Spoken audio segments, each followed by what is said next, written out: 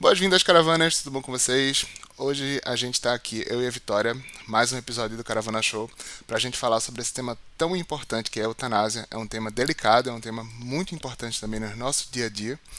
E eu espero que a gente consiga passar para vocês uma mensagem, a mensagem de acalento e a mensagem tão importante que o Espiritismo traz sobre esse assunto. Para quem não conhece a gente, meu nome é Raoni, faço parte do Espiritismo Arretado, lá no Instagram, aqui no YouTube também e no TikTok. E a gente fala sobre espiritismo de uma maneira leve, de uma maneira descontraída e de uma maneira simplificada. Oi, gente, sou Maria Vitória, mas pode me chamar de Vitória, sou atriz e eu tô aqui com a Rony, mais uma vez. E vamos juntos falar sobre esse assunto, né, Vitória, que é tão importante. E antes da gente começar, eu queria trazer essa reflexão em formato de prece também, para que a gente que esteja acompanhando aqui esse estudo, a gente possa se alinhar com a espiritualidade e se alinhar com o pensamento de que é importante frisar que a apresentação, nem essa apresentação, nem o espiritismo, ela visa, enquanto doutrina, julgar ou condenar as pessoas. Esse assunto é um assunto muito delicado, é uma situação muito delicada. Então, que a gente consiga, através da nossa palavra nesse momento, trazer exatamente a reflexão sobre o quão complexo e o quão multifacetada é a existência humana e como a gente deve se colocar num papel de ajudar e de acolher as pessoas que estão passando por uma situação tão difícil como essa, em vez da gente julgar. Que a espiritualidade possa nos ajudar a passar essa mensagem para vocês e que vocês que estão assistindo nesse momento, em qualquer momento, também possam se sintonizar com a espiritualidade para que a gente possa juntos chegar a esse entendimento. Então, a gente vai falar sobre eutanásia, né, gente? A gente vai falar sobre uma reflexão. Então, a gente vai falar sobre uma ótica da visão espírita sobre a eutanásia. Então, a gente vai explicar o que seria essa visão, mas sem julgamentos. Quando a gente fala de eutanásia, a gente fala também de uma situação de sofrimento, né? Por que a gente relaciona, dentro da doutrina espírita, dentro do entendimento da gente enquanto espiritualistas, enquanto cristãos, por que a gente sempre relaciona esses dois conceitos, né? O conceito de sofrimento e o conceito de evolução. É o primeiro ponto que a gente quer trazer para que a gente possa desenvolver o entendimento que a gente tem através do conhecimento da ciência espírita sobre a eutanásia. E o que a relação entre esses dois conceitos tem a ver com a nossa evolução enquanto pessoas e com o fim da nossa encarnação. O que a gente vê aqui na Terra, no nossa visão enquanto encarnados como sofrimento, ele pode também trazer aprendizados quando a gente observa num contexto mais amplo, um contexto da perspectiva espiritual. Conforme os entendimentos espíritas, a gente também vê que o contrário também é verdade. Às vezes, um momento que a gente acredita que vai reduzir o nosso sofrimento ou que a gente vai estar buscando um alívio para esse sofrimento, pode também não trazer necessariamente consequências tão positivas para a gente no plano espiritual. Novamente, é importante a gente reforçar aqui que a vivência espiritual e a vivência humana ela é muito complexa. Então, falar isso, a gente está falando de uma forma genérica. Todos os conceitos que a gente vê Kardec trazendo, que a gente vê Chico Xavier trazendo, eles são... A gente vê o quanto eles trabalham em diferentes casos possíveis. Cada caso é um caso. E é o que Kardec traz aqui, inclusive, no Céu e Inferno, capítulo 2. Quando ele menciona que no intervalo entre as existências corporais, o espírito ingressa por um tempo mais ou menos longo no mundo espiritual. E essa parte é importante, onde ele é feliz ou infeliz, conforme o bem ou o mal que haja feito na Terra. O estado espiritual é o estado normal do espírito e é o estado definitivo da gente, porque o corpo espiritual da gente não morre. A estada no corpo é apenas transitória e passageira. Essas informações são importantes para a gente começar a raciocinar e começar a solidificar na cabeça da gente que a estada da gente aqui nesse mundo, no estado atual do nosso corpo, é apenas uma fração da nossa existência completa, que engloba a existência espiritual. A existência espiritual e a existência corporal não são duas fases completamente distintas da nossa vida. Esses textos que Kardec traz aqui ajudam a gente a perceber que está tudo integrado. E como o Raoni falou, esse aprendizado também está na hora quando a gente falece, né, gente, da desencarnação, né?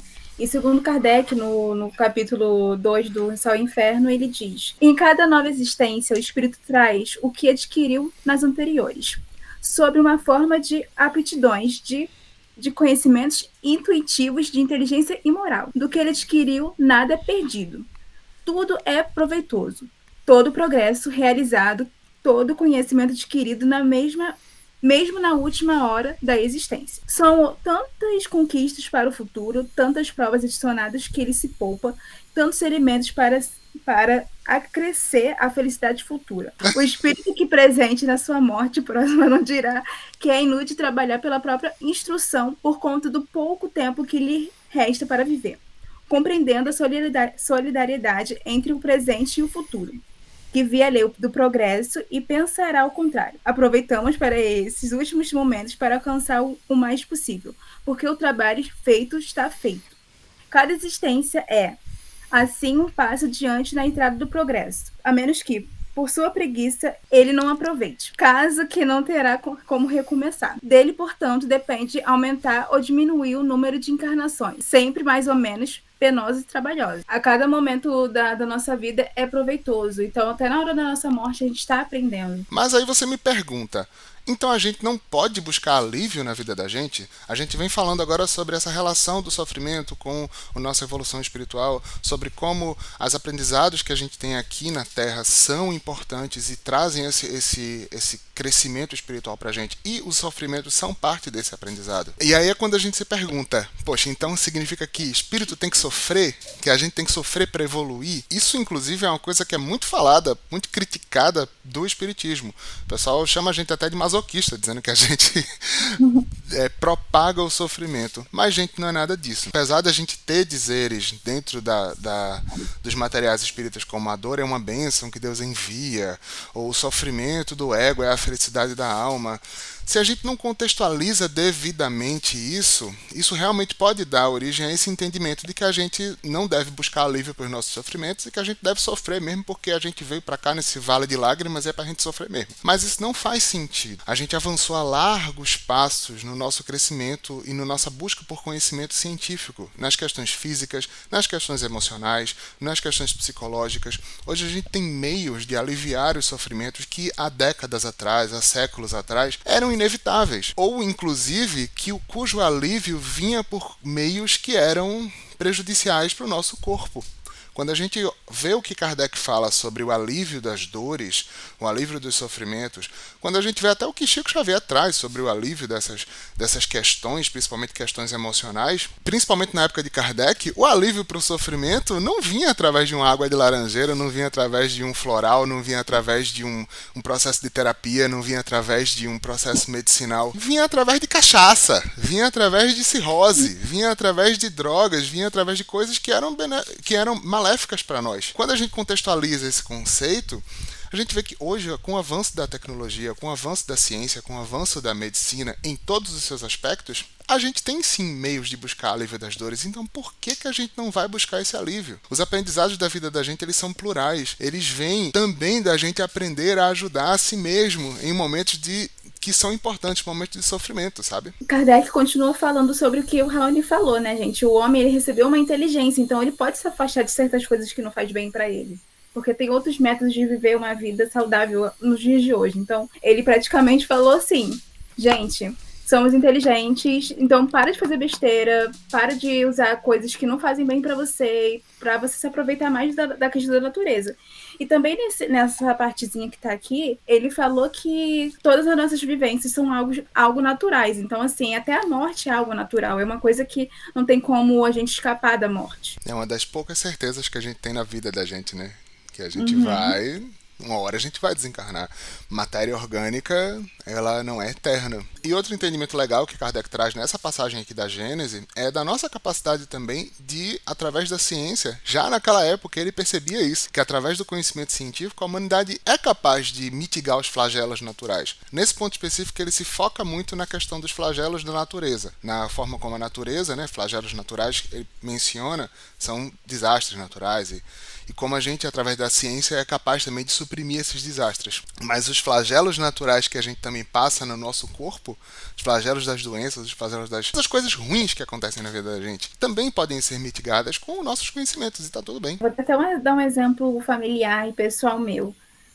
O cigarro todo mundo sabe que faz mal. E eu já perdi vários familiares sabendo que o cigarro faz mal, mas eles continuavam fumando e levaram à morte deles. Então, assim, a gente tem inteligência tem estudo e a gente tem muita tecnologia atualmente, então a gente sabe do que faz mal e do que faz bem. Quando a gente estava pesquisando, a gente não encontrou reflexões diretas sobre esse conceito nas obras de Kardec. E pesquisando um pouco mais, a ciência daquela época não era capaz de cuidar de uma pessoa, de manter uma pessoa viva em um estado vegetativo. O estado vegetativo é uma coisa recente para a gente, para o nosso entendimento.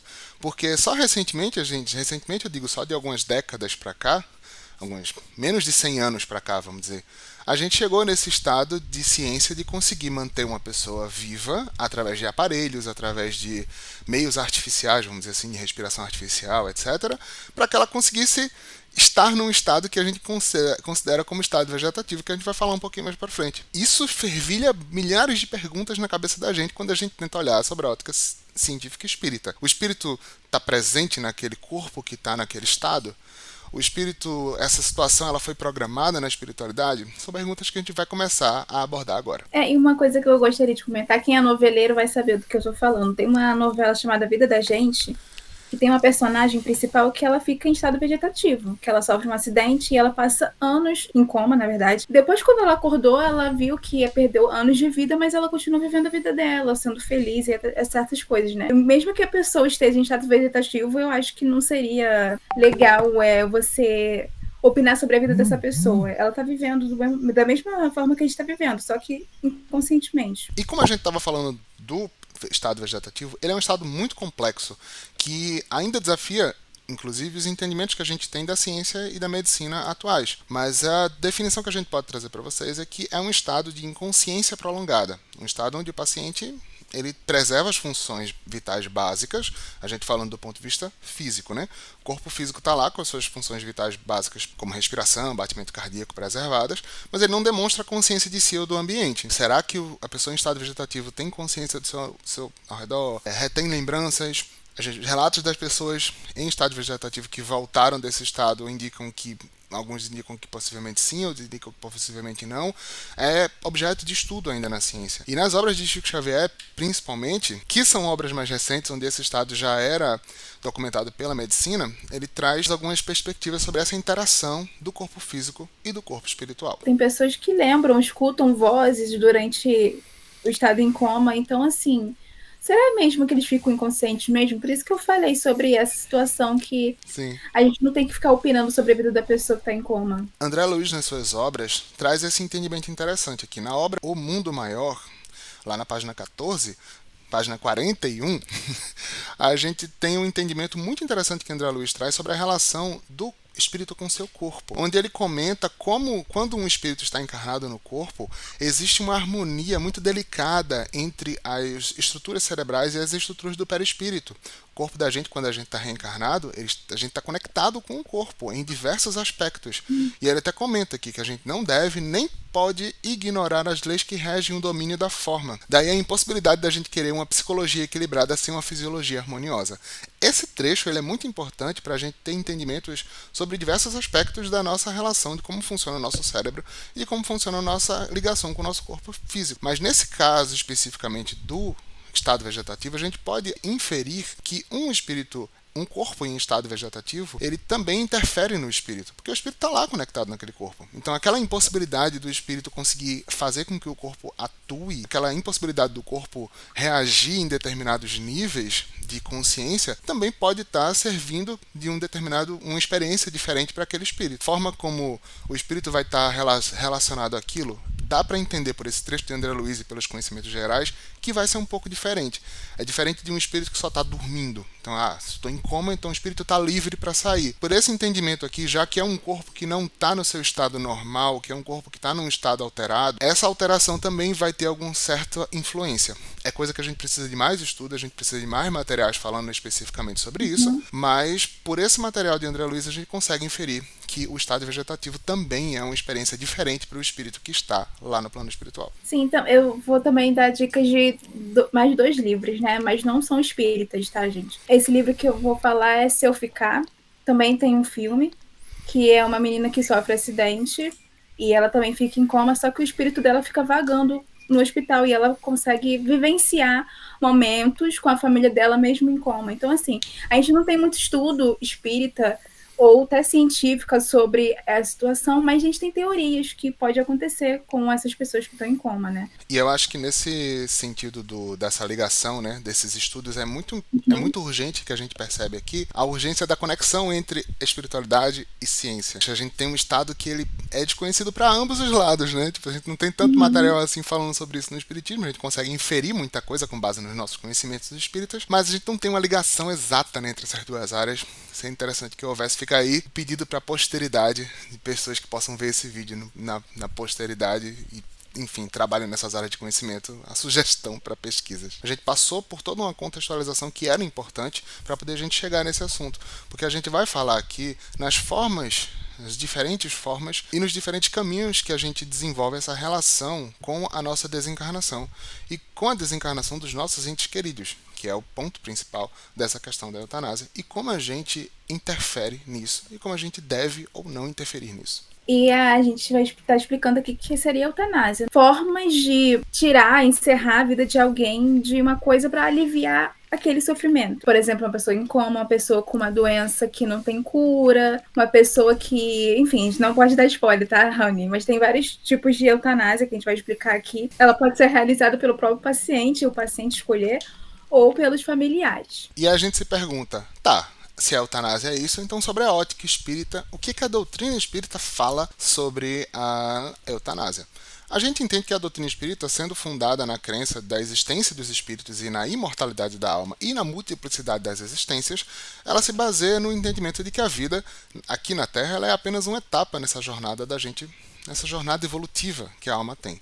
A reencarnação, que é o processo que a gente passa, né, naturalmente para poder voltar para a Terra várias vezes, ela permite que a gente continue crescendo moralmente e intelectualmente ao longo de várias existências. Nesse contexto, a eutanásia é vista, como a Vitória falou, como uma interferência nesse processo natural, já que a situação que aquela pessoa está passando, por mais intensa que ela seja, pode ser também uma oportunidade de aprendizado e de expiação que vai contribuir com esse progresso espiritual a longo prazo. Interromper esse processo por meio da eutanásia pode ser entendido como interromper essa lição importante que estaria privando o espírito dessa oportunidade de aprender com as dificuldades e se fortalecer espiritualmente. Isso é o que a gente consegue inferir com base nos conhecimentos espíritas.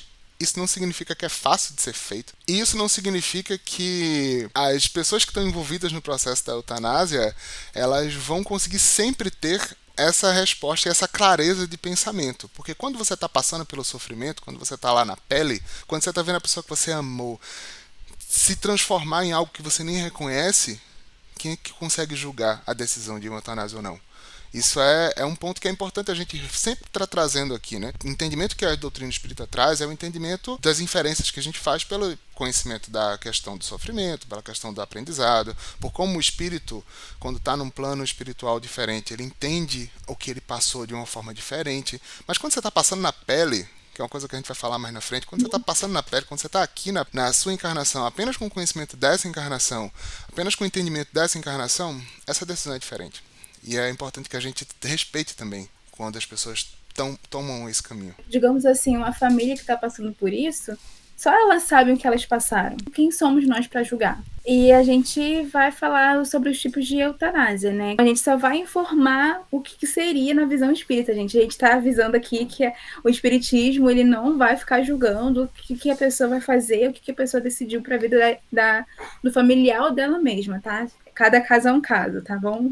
Que é até uma coisa que a gente vê muito ser trazida nas falas de Kardec, nas revistas espíritas, principalmente, onde eles fazem análises de casos específicos, e a gente vê Kardec com um discurso generalista, que ele observa os casos na visão ampla, e ele não traz esse julgamento específico de fez isso, você obrigatoriamente vai sofrer por causa disso. O primeiro tipo de eutanásia, que é inclusive o tipo que é mais visado pelas pessoas e o que traz mais perguntas. A gente trouxe alguns questionamentos aqui que foram feitos, né, pelo pessoal lá do Espiritismo Arretado. Eu abri a caixinha de perguntas e o pessoal deu algumas perguntas interessantes. Eu agrupei, a maioria das perguntas entrou nesse tópico, né? Agrupei no tópico de eutanásia ativa voluntária, feito pela administração de medicamentos, né? Que é realizado ou realização de algum procedimento no intuito de levar o paciente à desencarnação, após especificamente o seu consentimento. Quando a pessoa escolhe de fato aquilo, antes, obviamente, de entrar num estado onde ela não pode ter noção por si própria, ela escolheu explicitamente e informou para os médicos ou para os pacientes que, se chegasse num ponto onde ela estivesse, né, em estado vegetativo, em estado de não ter mais jeito, ela iria escolher finalizar sua encarnação. A outra dica de livro que também não é espírita, vamos visar isso, que é Como Eu Era Antes de Você. Também tem um filme, se você quiser ver, eu acho que tem na Prime, que é de uma moça que ela cuida de um cara cadeirante, né? E ele tá em processo de sofrimento, porque antes dele ser cadeirante, de ser deficiente, ele curtia muito a vida, gostava de fazer várias viagens, e quando ele sofreu um acidente, ele ficou com essa condição de não andar, né, porque a dele é total, tem vários também, dois modos de ser uma pessoa com cadeirante, ele começou a sofrer bastante, com depressão e tal, e no final do filme, gente, vou dar um spoiler aqui grande, ele decide fazer a eutanásia, sabe, e aí para você entender esse motivo dele, você tem que ler o livro, ver o filme, porque faz sentido ele querer isso, sabe? Mesmo que cause sofrimento para a família, ou até para a moça que cuida dele, né? Porque ele tem os motivos dele. Então, quem é a gente para julgar isso? E esses materiais são interessantes porque eles constroem uma história, né? Então você vai também sendo levado através de um contexto para chegar naquele objetivo final do filme.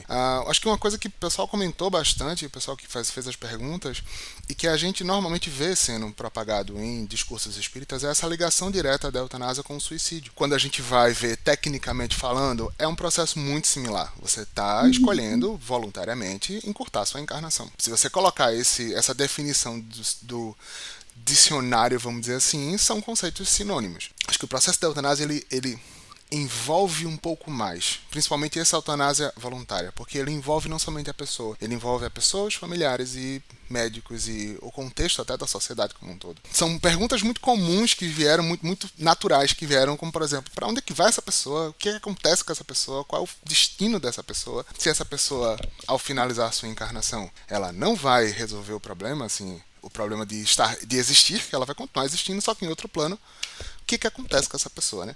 E essa pergunta, ela é muito comum porque a gente tem muito na cabeça da gente essa ideia do nosso destino, essa ideia que é até punitivista em muitos casos, de para onde é que a gente vai, qual vai ser a punição da gente por a gente cometer um ato. A palavra punição ela é usada inclusive por Kardec em diversos aspectos, mas eu não concordo muito com ela. Um termo que é mais interessante da gente usar é repercussão, porque a punição ela assume que uma entidade, Deus, universo, ele vai explicitamente dizer, você fez isso, você passa por isso. E o que a gente vê sendo inclusive analisado nas obras de Kardec não é uma punição direta, mas uma repercussão que leva em conta fatores envolvidos, não só aquele ato, mas todos os fatores que levaram aquele ato a acontecer e os fatores envolvidos na vida das outras pessoas também. Falando isso, a gente vai entrar nas possíveis repercussões dessa específica forma de eutanásia. Esse ato de interromper a vida, né, antes do tempo natural, que a gente entenderia que seria o tempo... Muitas pessoas falam em tempo programado, mas assim, o tempo daquele corpo de fato expirar suas funções vitais. Ele atrasaria esse processo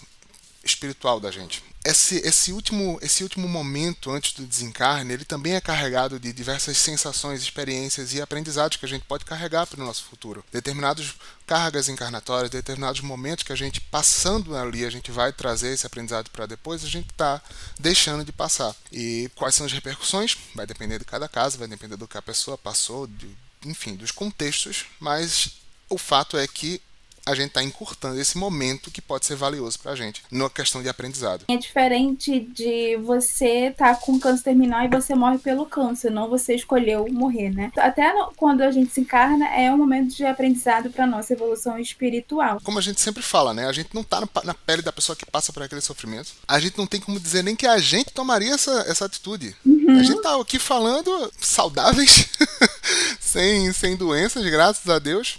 A gente não tem como dizer qual é a decisão da gente quando a gente está numa situação como a gente vê situações das pessoas passando por aí. Kardec, inclusive, usa termos como a lei de Deus e proibição nos seus textos. E isso mostra essa visão mais extrema e mais punitivista. Acho que talvez para construir uma retórica mais intensa, para trazer essa visão de choque mais para as pessoas. A gente entra no contextualização também daquela época, onde os alívios das dores eles eram muito mais danosos do que os alívios das dores que a gente tem hoje em dia. Então, quando a gente fala sobre essa questão do desencarne, principalmente da antecipação do desencarne, às vezes uma visão punitivista é um pouco mais necessária dependendo do contexto social da época, né?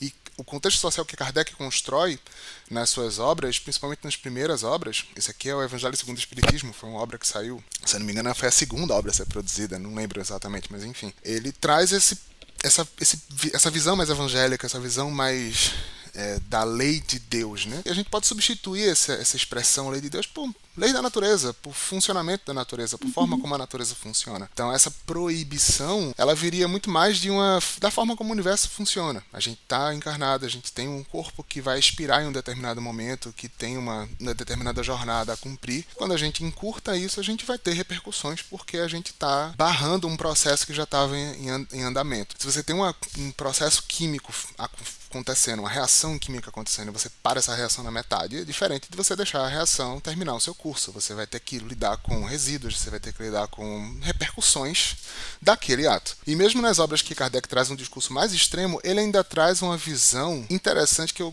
quis trazer aqui para vocês. Abreviando seus dias, eu estou falando aqui da questão do suicídio, novamente, eutanásia, né, não era um conceito necessariamente naquela época, porque estado vegetativo, condições médicas também não eram um conceito. Abreviando seus dias, chega precisamente ao resultado oposto ao que esperava.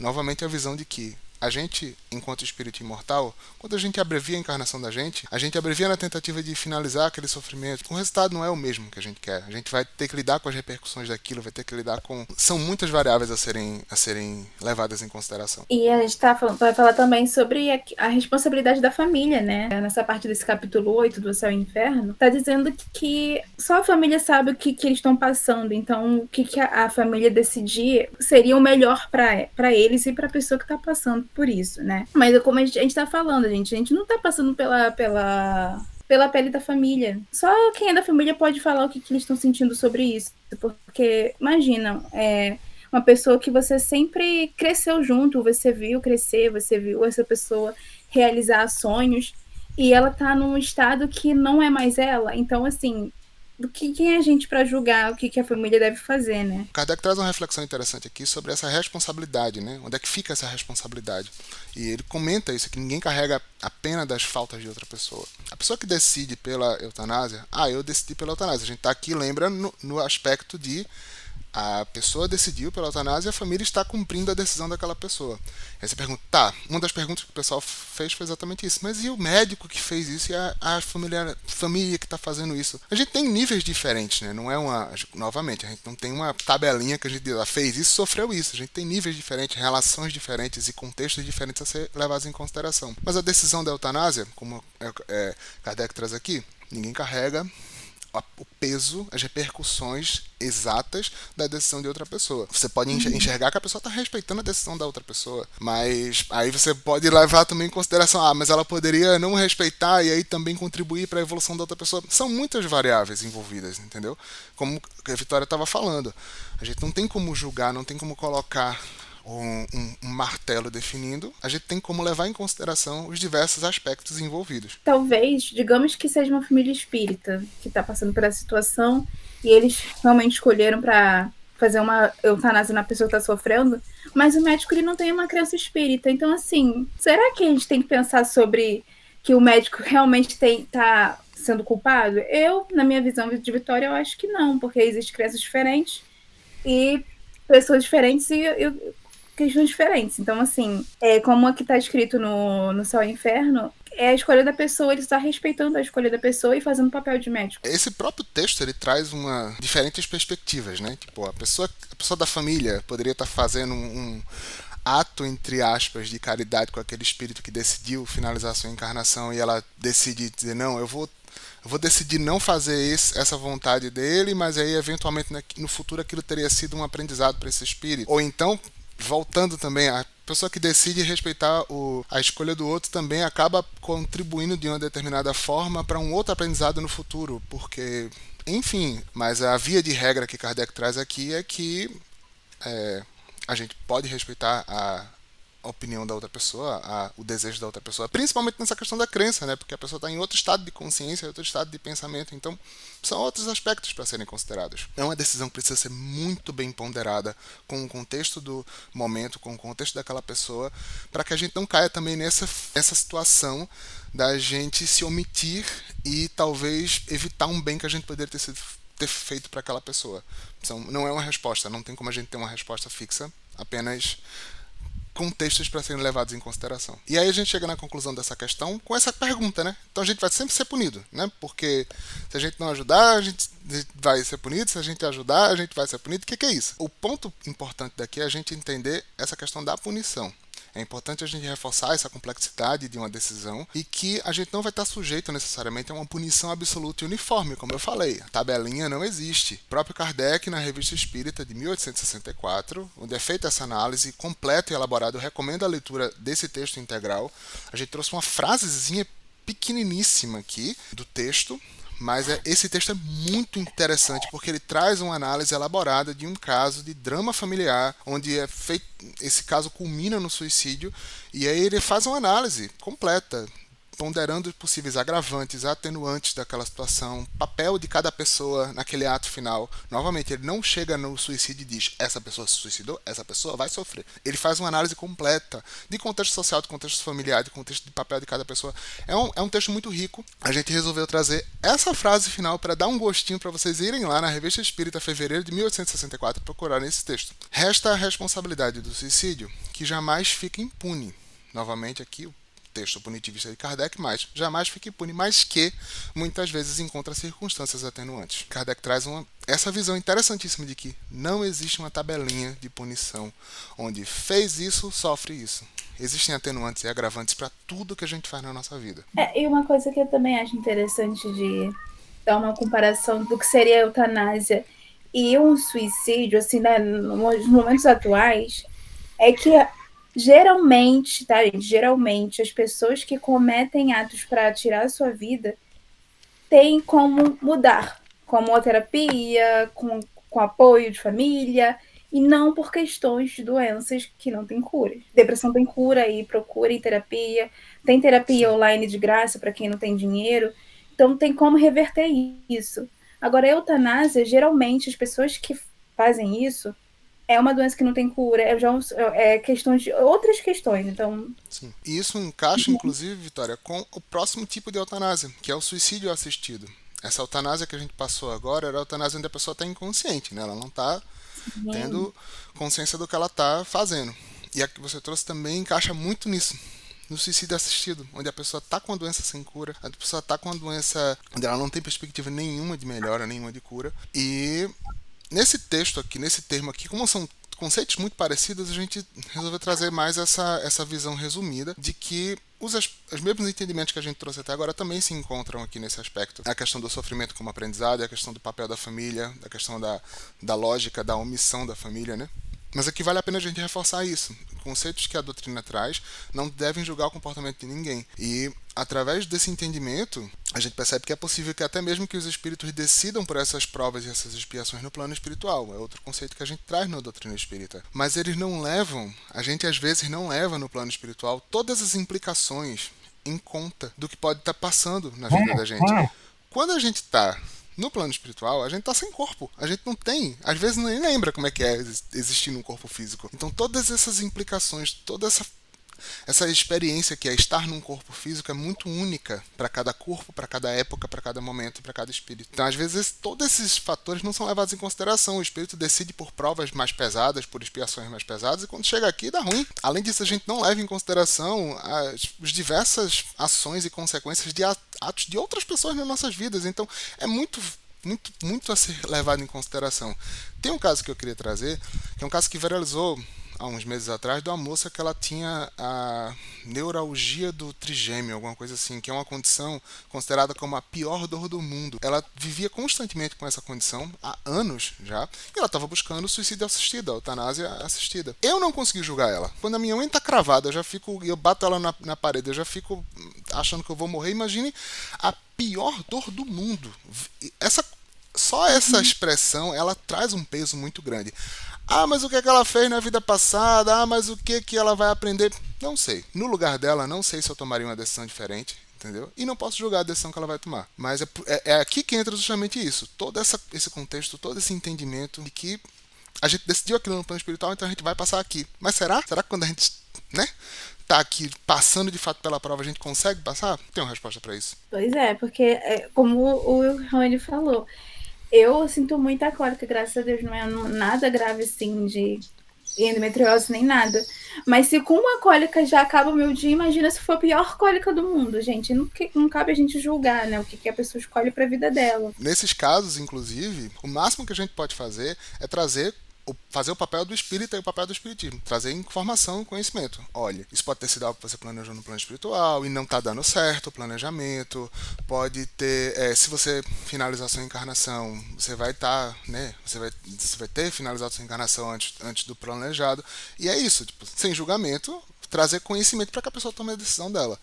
É o máximo que a gente pode fazer, porque a gente não tá na pele passando aquilo. E lembra que eu falei sobre a novela da vida da gente, que eu falei que, assim, que ela conseguiu viver de uma forma normal depois que ela acordou? Por isso que eu falei, não concordo, porque ela conseguiu viver a vida dela, né? Nesse caso, é a mesma coisa da novela, só que a pessoa ainda não acordou.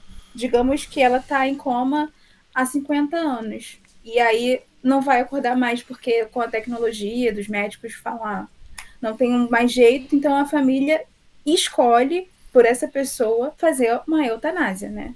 Mas existem casos de realmente pessoas acordarem, mesmo com os médicos falando que não tem mais como acordar. Então, a família escolhe, assim, tirar o sofrimento não dessa pessoa porque ela não tá consciente, entre aspas, mas da família. É uma questão muito delicada, né? E o que Kardec traz na Revista Espírita aqui de junho de 1858 é outro caso de análise de suicídio que eu achei espetacular. Então, vão lá ler Revista Espírita, junho 1858, o suicídio da samaritana. Essa frase final dos espíritos, ela carrega um ensinamento interessante. O espírito só responde pelos seus atos. A primeira pergunta que a gente recebe quando fala-se de eutanásia involuntária, eutanásia onde a pessoa não decidiu isso, né? Aconteceu um acidente, a pessoa está lá e o familiar decide, né? A família decide finalizar a encarnação. Tá, e esse espírito, como é que fica? Esse espírito vai responder por alguma coisa? Vai ter alguma repercussão na vida desse espírito? O espírito só responde pelos seus atos. Isso é muito pesado, traz uma carga muito grande de reflexão pra gente. Não só nessa questão da eutanásia, em outras questões também, mas a gente está aqui falando sobre a eutanásia, né? Então, essas repercussões elas vão estar na conta, detesto usar essa expressão, mas na conta das outras pessoas, não do espírito que estava lá, no estádio vegetativo. E o último tipo de eutanásia que a gente veio trazer para vocês aqui é essa eutanásia passiva. Essa eutanásia passiva, na interpretação da gente, ele é o caminho provavelmente mais difícil para familiares tomarem, porque constitui você desligar os aparelhos. É interessante fazer essa distinção. A eutanásia passiva é você deixar que a natureza tome o curso dela.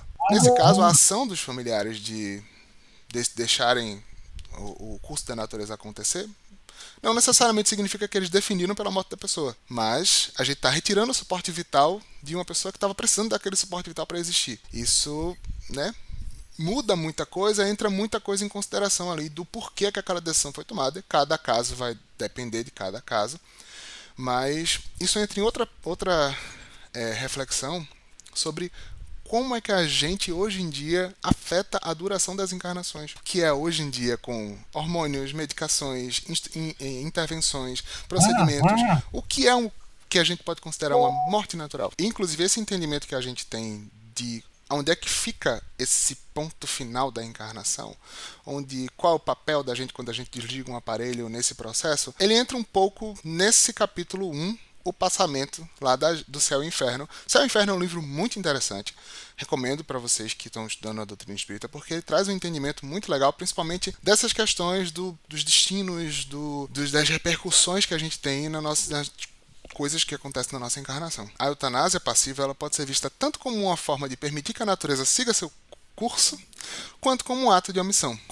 Desconexão do corpo físico com o espírito ela vai acontecendo gradualmente. É um processo gradativo, né? Um processo que vai se desprendendo fragmento por fragmento o espírito do corpo.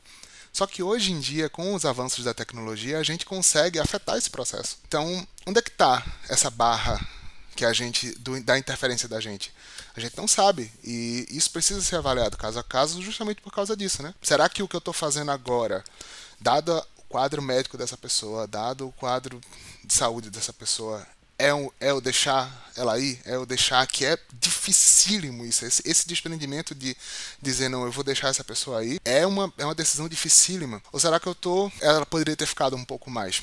É uma resposta que a gente não tem. Muitos dos questionamentos que a gente está trazendo aqui são questionamentos que a gente não tem resposta absoluta. Porque são questionamentos que não têm resposta absoluta. E a gente vai falar sobre ortanásia. Eu conheci agora, estudando com o Raoni, eu não sabia sobre isso, mas é como se fosse uma morte natural, né? Que é de uma coisa pouco útil, é invasivo ou artificial. Então, assim, não é questão de remédio, ligar aparelho, nem nada. É que a pessoa pode usar aparelhos para respirar e essas coisas para prolongar a vida dela também um pouquinho mais. Que é o conceito do cuidado paliativo, né? Que a gente escuta bastante esse termo, né? Ah, fulano está em cuidados paliativos. É esse cuidado que você Sim, cuida do é verdade. corpo, cuida da pessoa para que ela tenha uma sobrevida interessante. Esse termo sobrevida, inclusive, eu acho bem forte, né? Mas é um termo usado, né, pela medicina. É esse cenário, né? A gente acaba vendo que essa é a ação de deixar a natureza seguir seu curso. É uma abordagem que é utilizada nessas doenças graves, nessas doenças incuráveis, ou em situação de idade avançada mesmo. A gente busca, né, trazer essa dignidade para a pessoa.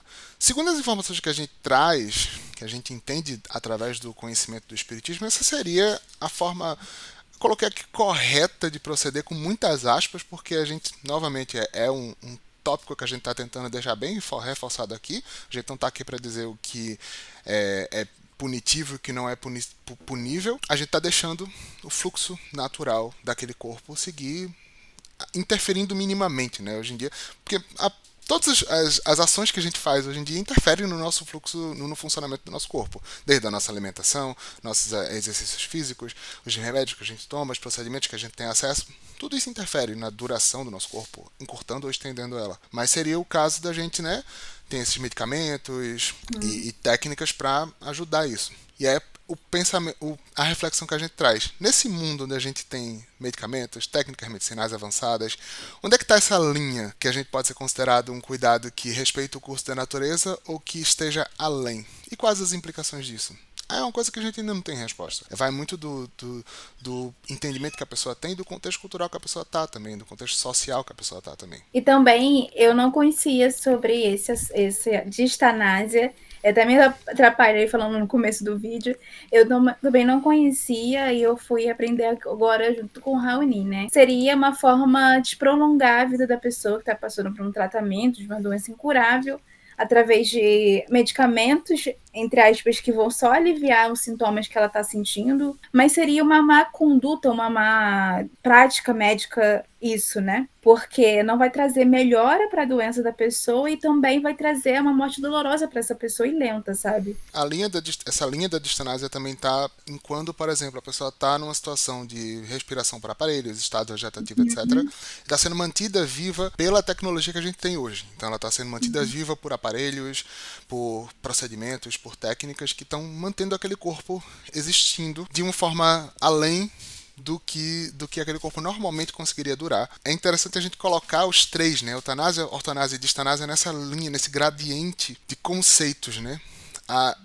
Onde é que tá? Onde é que acaba a ortanásia e começa a distanásia? É uma resposta difícil de dar, porque até que momento eu estou cuidando daquela pessoa para que ela, né, só tenha uma sobrevida mais interessante, ou eu estou passando dessa linha e segurando essa pessoa, esse corpo aqui, sendo mantido vivo por mais tempo. O que é uma questão delicada e que a gente tem algumas informações na doutrina espírita que pode ajudar a gente a chegar nessa resposta. Novamente lá no Céu e Inferno, capítulo 1, Passamento, a gente tem essa questão do apego, né? A gente traz aqui novamente esse texto, esse mesmo texto, que pode ser usado para a gente entender isso também, para a gente entender nessa perspectiva. A distanásia, ela apresenta um desafio espiritualmente e moralmente único, né? Ela contrasta com esse conceito da eutanásia. Tipo, na eutanásia eu estou fechando, barrando uma encarnação, e na distanásia eu estou estendendo a encarnação. Embora as obras espíritas não mencionem diretamente essa distanásia, a gente pode fazer algumas inferências aqui. Como a gente entende esse processo da desencarnação, desculpa, como sendo um processo de liberação gradual, quando a gente, por questões de apego, por questões de não querer deixar a pessoa aí, às vezes, a gente estende isso, a gente está mantendo a pessoa aqui mais tempo do que ela deveria estar. Existem muitos argumentos que podem ser trazidos nisso aqui, né? A pessoa pode dizer, mas a gente só desencarna na hora que tem que desencarnar. Será mesmo? Com toda a tecnologia que a gente tem hoje na ciência, nem sempre isso acontece. Às vezes todos os procedimentos não são suficientes para manter a pessoa no corpo. Mas será que a gente não estica esse tempo a mais? E quais as implicações, quais as repercussões disso? A gente ainda não tem uma resposta fixa, mas a gente tem esse entendimento de que o desencarne é um processo gradual. E é um processo que pode ser afetado, tanto encurtado quanto estendido. E aí, se a decisão é de estender, de onde é que está vindo essa decisão? Está vindo de um local de lutar pela vida, de entender que aquela pessoa também quer isso, que aquela pessoa também quer continuar viva e quer passar mais tempo aqui? Ou está vindo de um lugar de apego? De um lugar de não querer deixar a pessoa aí, de um lugar de não conseguir se ver sem a pessoa. Dependendo de todos esses contextos, as repercussões vão ser diferentes e talvez a resposta de praticar ou não essa distanásia também seja diferente. Cada caso é um caso, cada família é uma família, porque a pessoa pode estar em coma inconsciente ou a pessoa pode estar consciente e estar passando por isso. Então, depende, né? Exato. Novamente, eu e Rani, a gente nunca passou por isso, então a gente não sabe o que é na pele. E outro aspecto da eutanásia que eu achei interessante trazer aqui, a gente falou muito dessa questão dos familiares, do apego às pessoas e tal. A gente também tem familiares que não são humanos nas nossas famílias, né? Hoje nós temos nossos pets. Sempre tivemos, né? Há centenas de milhares de anos a gente existe junto com esses animais que estão em contato com a gente. E nas últimas décadas, principalmente, essa relação tem se tornado muito mais próxima. Então os pets, os nossos companheiros animais, são parte da nossa família. Como é que fica a eutanásia nos animais? Essa pergunta foi trazida lá no Espiritismo Arretado e eu achei muito interessante.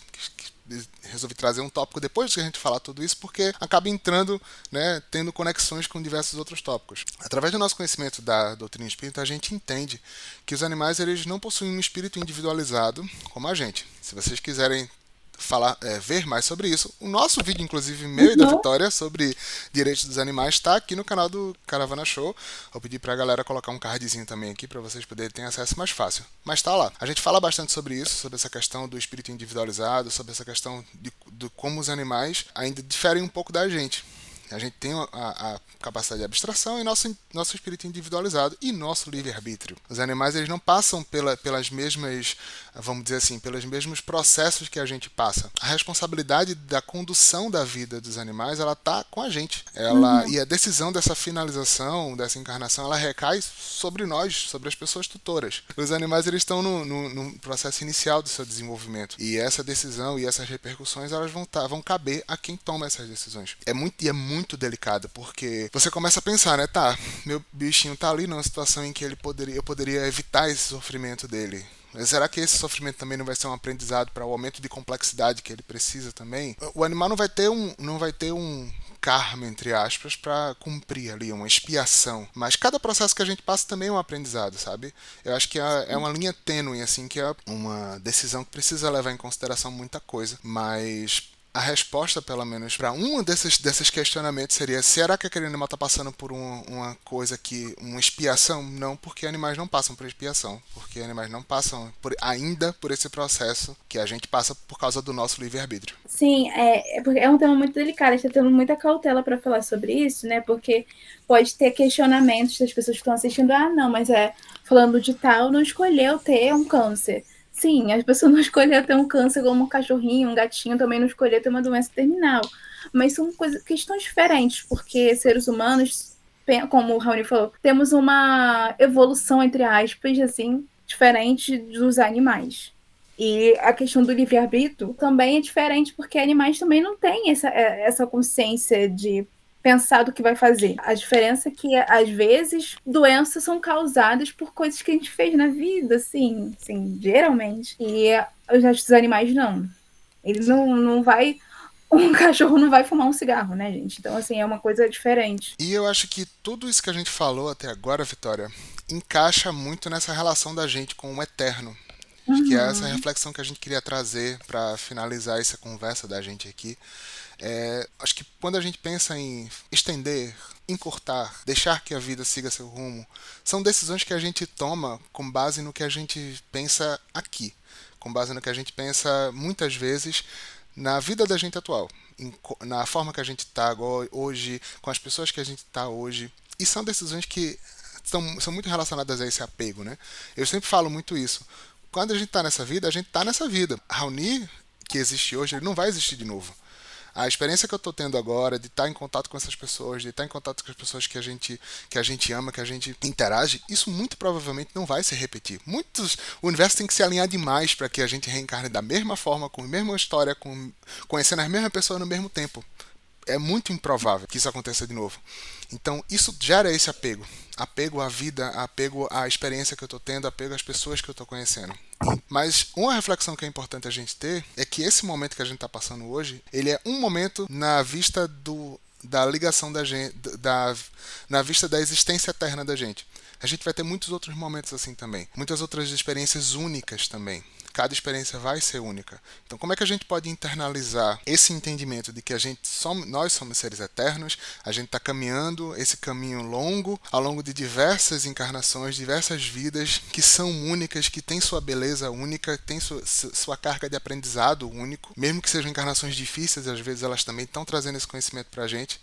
Então, como é que a gente enxerga isso nessa jornada? Acho que internalizar isso e observar que nós temos esses pontos únicos numa jornada maior, talvez ajude a gente a ponderar sobre as questões da vida, sabe? Sim, é uma coisa que também, com essa conversa que você estava falando agora, eu, Vitória, nessa vida como Vitória e Raoni, como essa vida como Raoni, a gente não sabe o que a gente vai passar para nas próximas vidas, o que a gente passou nas vidas passadas. Vai que a gente Sim, passou por uma eutanásia na família ou a gente cometeu, eu escolhi fazer eutanásia. Então, assim, cada escolha, cada passo que a gente dá nessa vida é para nossa evolução e a gente está em constante evolução, aprendendo cada dia na nossa vida.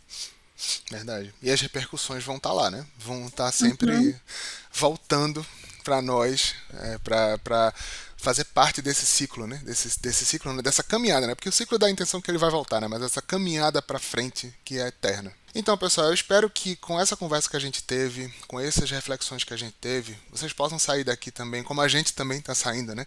Uhum. Com um pouco mais enriquecidos desse conhecimento sobre as mecânicas do futuro, sobre as mecânicas e implicações que a gente pode ter nessa nossa jornada infinita, que é essa jornada do nosso crescimento. E que a gente possa também aplicar esses conhecimentos na nossa vida, na vida das pessoas que nos são caras, na vida das pessoas ao nosso redor, e que a gente possa cumprir esse papel do Espiritismo, que não é de julgar, que não é de condenar, mas sim de informar e de trazer informação sobre as mecânicas do plano espiritual para as pessoas. Sim, eu posso estar enganada, mas acho que o nosso próximo vídeo será em janeiro, então eu vou desejar um Feliz Natal e um Feliz Ano Novo para as pessoas, Sim, que verdade. seja um fim de ano repleto de coisas boas para vocês, que a espiritualidade amiga abençoe a vida de cada um que está assistindo. É isso aí. Então, pessoal, um beijo no perispírito, como eu sempre falo, e até a próxima. Tchau.